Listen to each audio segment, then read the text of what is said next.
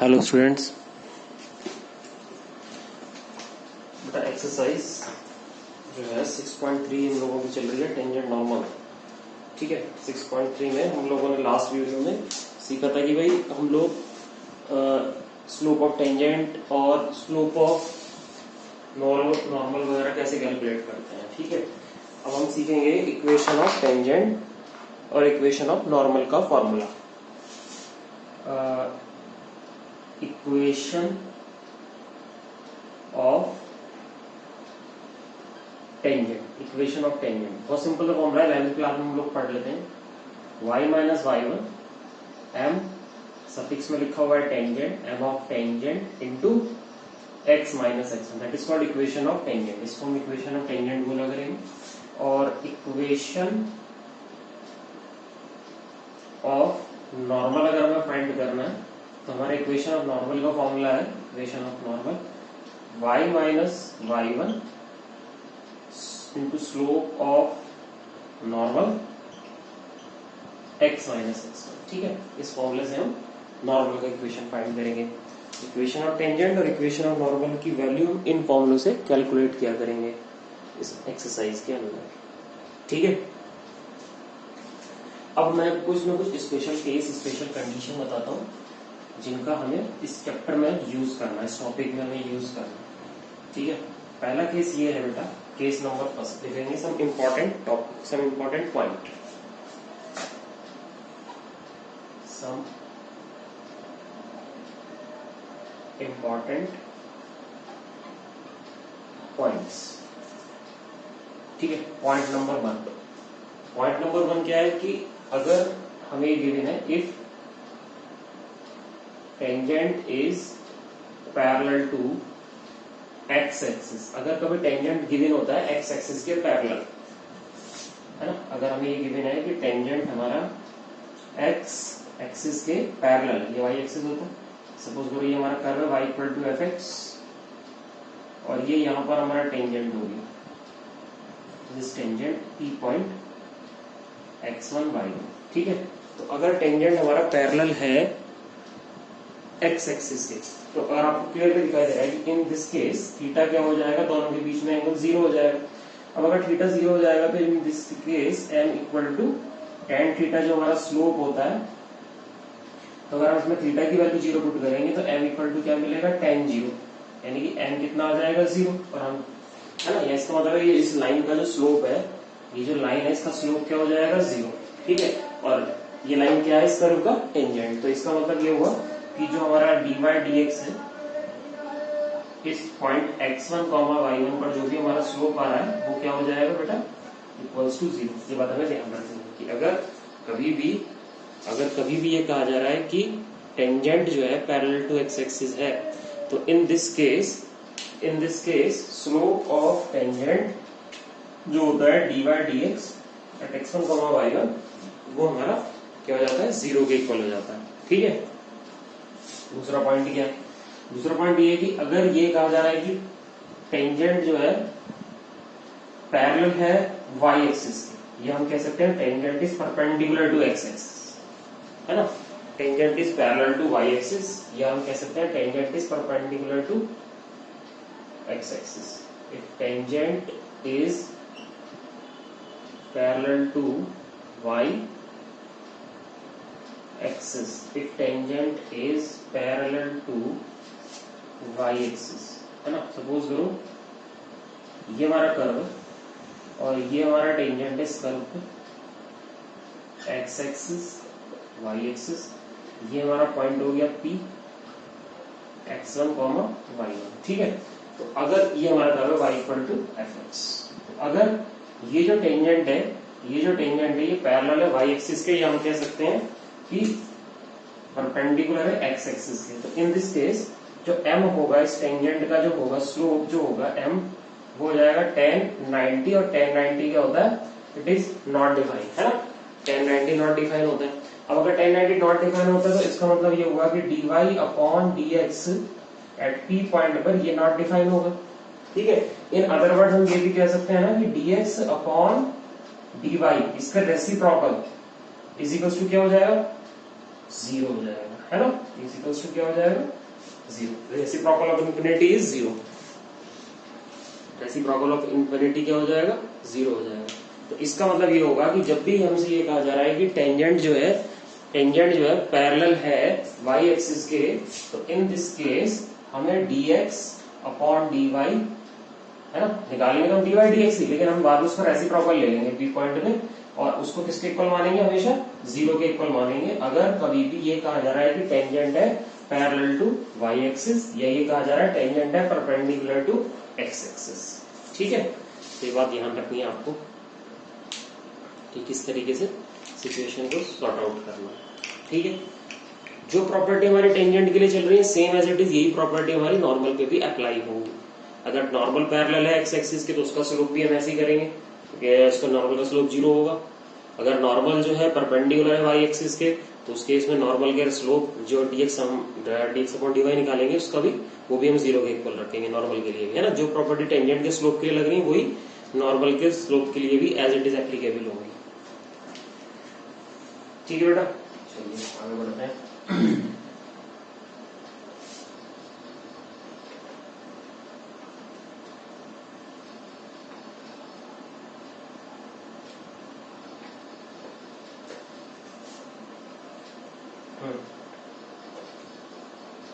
उसके बाद अगला पॉइंट आता है, नेक्स्ट पॉइंट हमारा थर्ड पॉइंट है कि अगर टेंजेंट जो है पैरेलल है किसी लाइन की, जिस लाइन की हमें इक्वेशन पता है ax plus by plus c equal to zero, तो अगर टेंजेंट जो है पैरेलल है ऐसी लाइन के, तो इस केस में स्लोप ऑफ टेंजेंट जो होगा वो होगा is equal to slope of line, है ना। पैरेलल के केस में दोनों के स्लोप इक्वल होंगे, और लाइन का स्लोप हमें पता है क्या होता है, minus coefficient of x upon coefficient of y। ये लाइन का स्लोप होगा minus coefficient of x upon coefficient of y, यानी माइनस a अपॉन b। ठीक है, तो हमारा फोर्थ पॉइंट है वो क्या है कि अगर ये कहा जा रहा है कि टेंजेंट पैरेलल है, सॉरी पैरेलल तो हो चुका, परपेंडिकुलर है line ax plus by plus c equal to zero. अगर टेंजेंट परपेंडिकुलर ऐसे लाएंगे तो हम क्या करेंगे, slope of tangent into slope of line is equal to क्या रख देंगे, -1 रखेंगे इस केस में। Slope of tangent slope of line equal to -1। Line का स्लोप ऐसे निकलेगा, स्लोप ऑफ लाइन क्या होगा, minus coefficient of x upon coefficient of y, यानी कि माइनस a अपॉन b। ठीक है, माइनस a अपॉन b। तो स्लोप ऑफ टेंजेंट आ गया, स्लोप ऑफ लाइन आ गई, फार्मूला में पता चल गया, चारों कंडीशन हमें मालूम पड़ गई। अब आगे चलते हैं।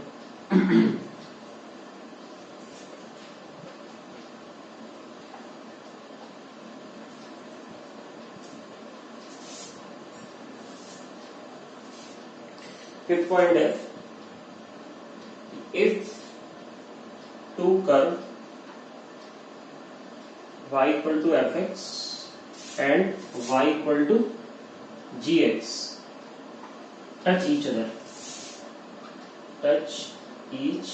अदर, अगर दो कर्व है y इक्वल टू fx और y इक्वल टू gx, दोनों जरूर को टच करते हैं, y इक्वल टू fx और y इक्वल टू gx, अगर ये दोनों कर्व एक दूसरे को टच करते हैं, y equal to fx and y equal to gx, अगर ये दोनों एक दूसरे को टच करते हैं, तो जब जिस पॉइंट पर एक दूसरे को टच करते हैं उस पॉइंट पर अगर हम टेंजेंट ड्रॉ करेंगे तो वो टेंजेंट दोनों कर्व की कॉमन टेंजेंट होगी, है ना। ऐसी टेंजेंट होगी, दैट इज कॉमन टेंजेंट। अगर कॉमन टेंजेंट होगी तो इसका मतलब है कि जो स्लोप m1 का आएगा इस पॉइंट पर, P पॉइंट से जो भी स्लोप आएगा वही स्लोप दूसरे वाले कर्व से भी आएगा, यानी कि m1 is equals to m2। अगर कॉमन टेंजेंट होगी तो दोनों कर्व से जो स्लोप होगा टेंजेंट का m1 इक्वल टू m2 वो बराबर आएगा। याद रखें इस बात को कि अगर दो कर्व एक दूसरे के पैरेलल हैं then slope of tangent from both the curve are same, equal, m1 equals to m2। ठीक है, m1 इक्वल्स टू m2, ये बात हमें ध्यान रखनी है, m1 इक्वल टू m2। ठीक है, नेक्स्ट पॉइंट पे चलते हैं, सिक्स पॉइंट।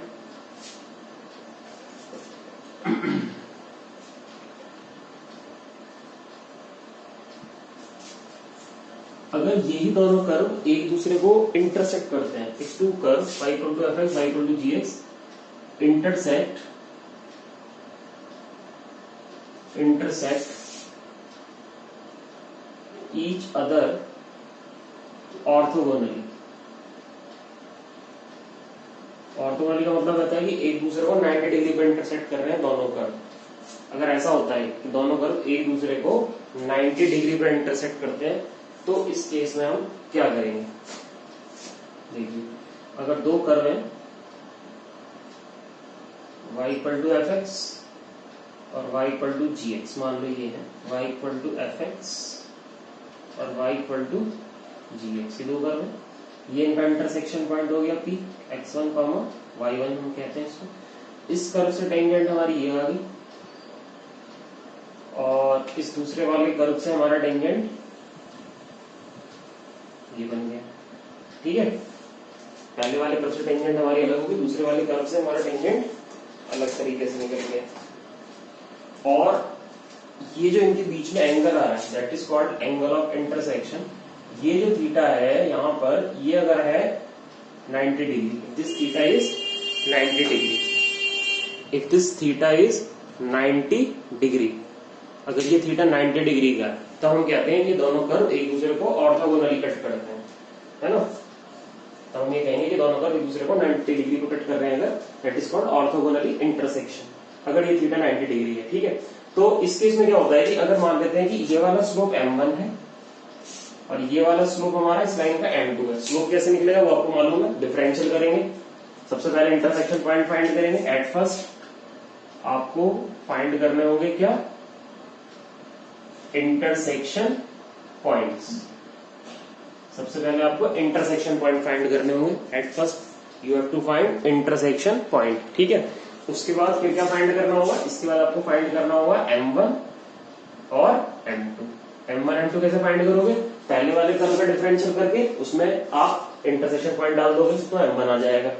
फिर दूसरे वाले कर्व का डिफरेंशियल कर दोगे, दूसरे वाले curve y equal to gx का डिफरेंशियल कर दोगे, उसके डिफरेंशियल में ये वाले पॉइंट पुट कर दोगे जो इंटरसेक्शन पॉइंट आए हैं, तो आपका m2 आ जाएगा।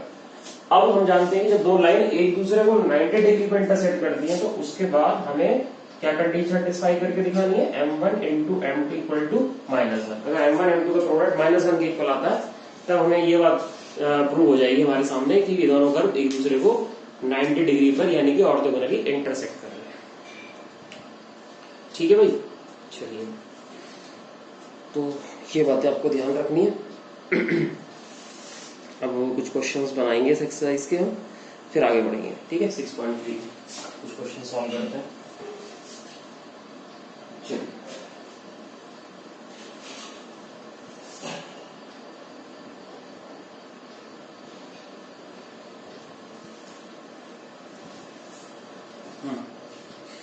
चलो बेटा क्वेश्चन लेते हैं। सबसे पहले हमने जो क्वेश्चन का डिस्कशन कर लिया था, मैंने आपको बताया था कि भाई आपको 6 तक तो ट्राई करने, 6 के बाद मैं क्वेश्चन नंबर 7 लेता हूं। 6.3 का क्वेश्चन नंबर 7। क्वेश्चन क्या है? Find the point, find the points, find the point at which the tangent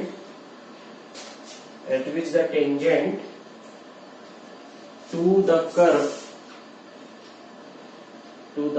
curve की इक्वेशन दे रखी है भाई, y equal to x cube minus 3x square minus 9x plus 7 is parallel to the x-axis, parallel to the x-axis.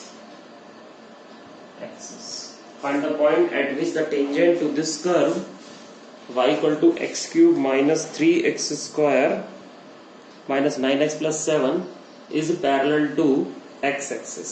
ठीक है, point हमें find करना है। चलिए सॉल्व करते हैं। सॉल्यूशन, सबसे पहले आपको लेट करना पड़ेगा। Let points on the curve be x1 comma y1, है ना। हमने मान लिया कि हमारे जो पॉइंट है कर्व पर वो क्या है, x1 कॉमा y1, ठीक है। पॉइंट ऑन द कर्व, अब क्योंकि अपन पॉइंट जो हमारे कहाँ लाई करते हैं, ऑन द कर्व लाई करते हैं, है ना, ऑन द कर्व लाई करते हैं। तो ये पॉइंट क्या करेंगे, इस इक्वेशन को सेटिस्फाई करेंगे। सो x1 comma y1 will satisfy the equation of curve. तो ये वाले पॉइंट आप पहले कर्व की इक्वेशन में रख दो। y1 इज इक्वल्स टू आ जाएगा आपका x1 cube minus 3x1 square minus 9x1 plus 7। ये आपकी इक्वेशन नंबर 2 बन गई। एंड दिस इज जो गिवन है, ये आपकी इक्वेशन नंबर फर्स्ट है, ठीक है। अब आपको क्या करना है, ये आपने बना ली कंडीशन। आपको क्या करना है, आपको चाहिए स्लोप ऑफ टेंजेंट। सबसे पहले आपको हर क्वेश्चन में क्या फाइंड करना है, slope of tangent. Slope of tangent के लिए क्या करो, आप इक्वेशन नंबर फर्स्ट पर डिफरेंशियल कर दो, जो भी कर्व की इक्वेशन है उसको डिफरेंशिएट कर दो, है ना। तो differential with respect to x of equation first. Equation first का डिफरेंशियल करो विद रेस्पेक्ट टू। तो y का डिफरेंशियल कितना होगा, dy अपॉन dx होगा। एक्स क्यूब का डिफरेंशियल आ जाएगा 3x स्क्वायर, इसका डिफरेंशियल आएगा स्क्वायर का माइनस 6x हो गया माइनस 9, ठीक है। ये आपका है डिफरेंशियल। अब उसके बाद स्लोप ऑफ टेंजेंट बनाना है आपको। Slope of tangent, slope of tangent कैसे बनाते हैं आपको पता है कि जो dy dx होता है हमारा, उसमें हम जो पॉइंट होता है आपका p x1 y1 उसको सेटिस्फाई करते हैं, उसको पुट कर देते हैं, x1 y1 को पुट कर देते हैं। तो जब हम x1 y1 को पुट करेंगे तो ये हमारा बन जाएगा 3x1 square minus 6x1 minus 9। ये आपका स्लोप ऑफ टेंजेंट आ गया, this is the slope of tangent. अब क्वेश्चन क्या कह रहा है कि आपका जो कर्व है, जो आपका टेंजेंट है वो क्या है ना, क्योंकि हमें x1 की वैल्यू चाहिए। इसने बोला है कि tangent is parallel to x axis, tangent is parallel to x axis. अब हमें क्योंकि ये बात गिवन है, क्या हमें गिवन है कि टेंजेंट क्या है, पैरेलल टू x एक्सिस। अगर tangent parallel to x axis होता है, तो tangent parallel to x axis है, तो हमें क्या पता है, हमें ये पता है कि जो हमारा स्लोप है टेंजेंट का, स्लोप ऑफ टेंजेंट वो 0 होगा। स्लोप ऑफ टेंजेंट क्या होगा, 0 होगा। तो स्लोप ऑफ टेंजेंट जो भी है 0 के इक्वल रख दो। जो भी आपने स्लोप ऑफ टेंजेंट निकाला है उसको हम 0 के इक्वल रख देंगे, ठीक है। अब स्लोप ऑफ टेंजेंट को 0 के इक्वल रख देते हैं। इसको मैं ऊपर से क्वेश्चन बता देता हूँ। स्लोप ऑफ टेंजेंट को आप 0 के इक्वल रखो। तो जब आप स्लोप ऑफ टेंजेंट को 0 के इक्वल रखोगे तो आप रखोगे 3x1 square minus 6x1 minus 9 equal to 0। 3 common ले लेंगे तो बचेगा x1 square minus 2x1 minus 3 equal to 0, ठीक है। इसके फैक्टर हो जाएंगे x1 माइनस 3 और x1 प्लस 1, ये इसके फैक्टर हो गए इक्वल टू 0। तो इससे मुझे x1 की कितनी वैल्यू मिल रही है, we get x1 is equals to 3 और x1 is equals to minus 1, है ना। x1 की वैल्यू 3 और माइनस 1 हमारे पास आ गई। x1 की वैल्यू 3 और माइनस 1 आ गई, तब क्या बचा, y1 की वैल्यू बची। तो अब हम क्या करेंगे, बारी बारी से ये दोनों वैल्यू इक्वेशन नंबर 2 में पुट कर देंगे, y1 की वैल्यू फाइंड कर लेंगे, है ना। तो सबसे पहले क्या करेंगे, put x1 equal to 3 in equation number 2। x1 की वैल्यू 3 को इक्वेशन नंबर 2 में डाल दीजिए, y1 आ जाएगा आपका इसके कॉरस्पॉन्डिंग, y1 आ जाएगा आपका 3 cube minus 3 into 3 square minus 9 into 3 और प्लस 7, ठीक है। तो इसके हिसाब से हमारा जो y1 आएगा वो कैलकुलेट कर लीजिए। 27, ये भी 27 हो गया, ये भी 27 हो गया और प्लस 7 हो गया, है ना। x1 की वैल्यू यहाँ 3 पुट करी, यहाँ 3 पुट करी, यहाँ 3 पुट करी। 3 का स्क्वायर कितना हो, 3 का क्यूब 9 27, 3 का स्क्वायर 9 3 जा 27, 3 9 जा 27। तो ये दोनों तो कैंसिल हो गए 27, हमारे पास बचा y1 कितना, we get y1 is equals to minus 20। तो इसका मतलब ये हुआ, जो हमारा पहला पॉइंट आया, first point, possible first point क्या बना हमारा, पॉसिबल फर्स्ट पॉइंट बना 3 कॉमा माइनस 20, 3 कॉमा माइनस 20 हमारा फर्स्ट पॉसिबल पॉइंट आया। अब इसी तरीके से आपको दूसरा पॉइंट भी रखना है इसी में, तो आपका सेकंड पॉइंट भी कैलकुलेट हो जाएगा। सेकंड पॉइंट कैसे निकालोगे भाई, x1 की वैल्यू हमारी कितनी है, देखो x1 की जो हमारी नेक्स्ट वैल्यू है वो कितनी है?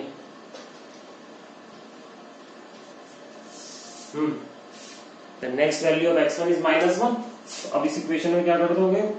Put x1 is equals to -1 in equation number 2। -1 put कर दो तो y1 इज इक्वल्स टू आ जाएगा -1 क्यूब -1 स्क्वायर -9 इंटू -1 प्लस 7। तो y1 की वैल्यू आ गई -1 -3 plus 9 and plus 7 and y1 is equals to कितना हो गया? ये -4 हो गया, ये हो गया आपका 16 है ना। तो y1 की वैल्यू कितनी आ गई? y1 इज 12 आ गया। तो हमारे पास जो पॉइंट आ गया नेक्स्ट वाला, वो पॉइंट क्या आ गया? नेक्स्ट पॉइंट आ गया हमारा -1, 12। तो ये हमारे दो आंसर पॉसिबल आंसर होगा इस क्वेश्चन के। तो इस तरीके से क्वेश्चन बनाना है। तो जब भी कोई क्वेश्चन गिवन होगा, सबसे पहले आपको क्या करना है? अगर पॉइंट हमें फाइंड करना हो, सबसे पहले पॉइंट लेट करो, फिर उस पॉइंट को कर्व की इक्वेशन में पुट करो, जिससे आपको इक्वेशन 2 मिलेगा। फिर उसके बाद क्या करना है? फिर आपको कर्व का डिफरेंशियल करना है। ठीक, डिफरेंशियल करने के बाद क्या करना है? जो पॉइंट आपने लेट किया x1 y1 और डिफरेंशियल की इक्वेशन में पुट कर देना है, स्लोप आ जाएगा। स्लोप निकालने के बाद क्या करना होता है? स्लोप निकालने के बाद जो भी क्वेश्चन की कंडीशन दे रखी है कि आपका कर्व पैरेलल, जो टेंजेंट है पैरेलल एक्स एक्सिस है या tangent parallel to y axis है, वो उसमें इंप्लीमेंट कर दो वो कंडीशन। उससे आपकी x1 या y1 की वैल्यू आएगी। बस x1 y1 की जो भी वैल्यू आएगी उसे आप इक्वेशन नंबर 2 में डालो, y1 आ जाएगा। एक बार पॉइंट आ जाएंगे, उसके बाद क्वेश्चन में बाकी की और भी जो कुछ भी चीज होगी वो फाइंड हो जाएगी। तो इस तरीके से ये प्रोसेस आपको लगाना है हर क्वेश्चन में। ठीक है।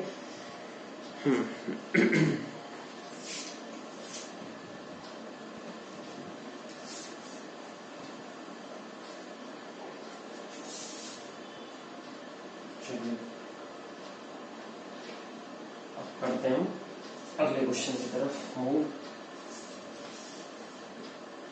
नेक्स्ट क्वेश्चन क्या है? क्वेश्चन नंबर 8 पे चलते हैं। 6.3 क्वेश्चन नंबर 8, 6.3 का question number 8।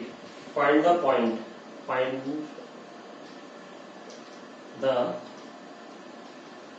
Point on the curve y is equals to x minus 2 whole square at which the tangent is parallel to the chord joining the points 2, 0 and 4, 4 and the point on this curve at which the tangent is parallel to the chord joining the point 2, 0 and 4, 4। चलिए,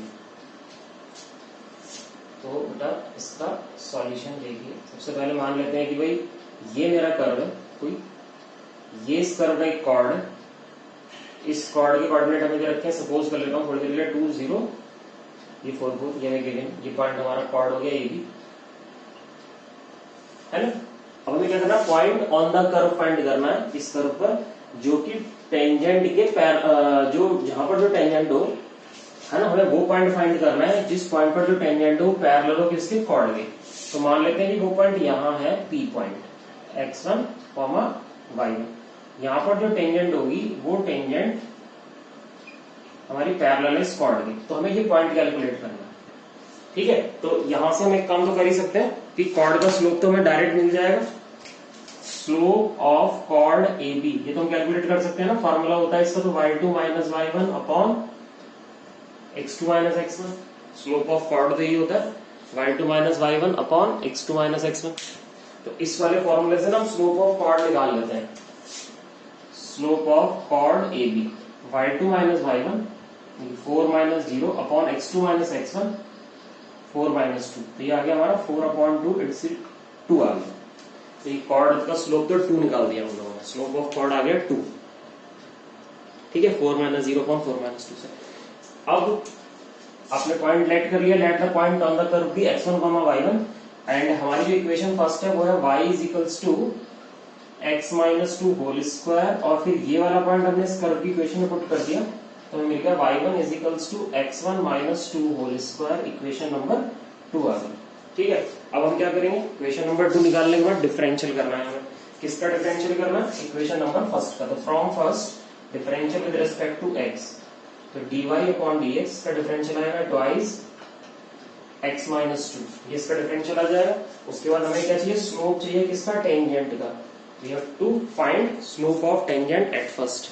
तो slope of tangent कैसे निकालोगे आप, तो मैं यहां पर slope of tangent निकाल देता हूं। स्लोप ऑफ टेंजेंट कैसे निकालेंगे, देखिए स्लोप ऑफ टेंजेंट के लिए, स्लोप ऑफ टेंजेंट कैसे निकालेंगे, जो आपका dy dx आया है उसमें आपको P point x1, y1 put करना है। तो इस पॉइंट, इसमें जब आप x1, y1 पुट कर दोगे तो ये आ जाएगा ट्वाइस x1 माइनस टू, है ना। स्लोप ऑफ टेंजेंट आ जाएगा ट्वाइस x1 माइनस टू, ये आपका स्लोप ऑफ टेंजेंट आ गया। अब क्योंकि क्वेश्चन में क्या गिवन है, क्वेश्चन में ये गिवन है हमें, क्या गिवन है बेटा, कि जो आपका टेंजेंट है क्वेश्चन के हिसाब से वो पैरेलल है किसके, कॉर्ड के। कौन सी कॉर्ड है हमारी, AB। तो अगर टेंजेंट कॉर्ड के पैरेलल है तो इसका मतलब क्या होगा, slope of chord is equals to slope of tangent, है ना। So we can use slope of tangent is equals to slope of chord AB। Slope of tangent is equals to slope of chord AB। ठीक है, अब slope of tangent slope of chord AB आ गया। Slope of tangent is equal to slope of chord AB आ गया हमारा। अब हम इन दोनों को इक्वल रख देते हैं।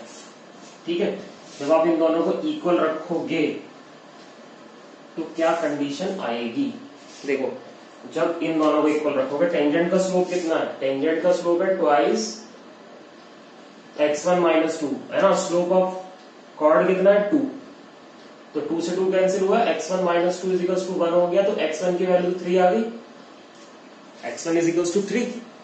अब ये x1 इज इक्वल टू 3 कहां पुट कर दोगे आप, इक्वेशन फर्स्ट में। कैसे पुट कर दोगे, फ्रॉम इक्वेशन फर्स्ट में पुट कर देंगे इसको।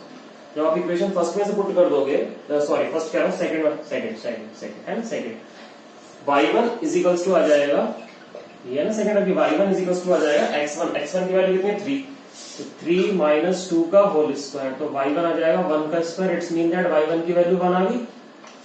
तो हमारे जो कोऑर्डिनेट आ गए वो कितने आ गए, 3, 1। तो रिक्वायर्ड कोऑर्डिनेट आ गए हमारे 3, 1, ये आंसर हो गया। ठीक है, तो उम्मीद है आपको कंसेप्ट समझ में आया होगा 3.6.3 के। अब आपके क्वेश्चन आपके आगे की कोशिश कर सकते हो, बना सकते हो। फिलहाल इस वीडियो में इतना ही रखते हैं बेटा। Okay, thank you.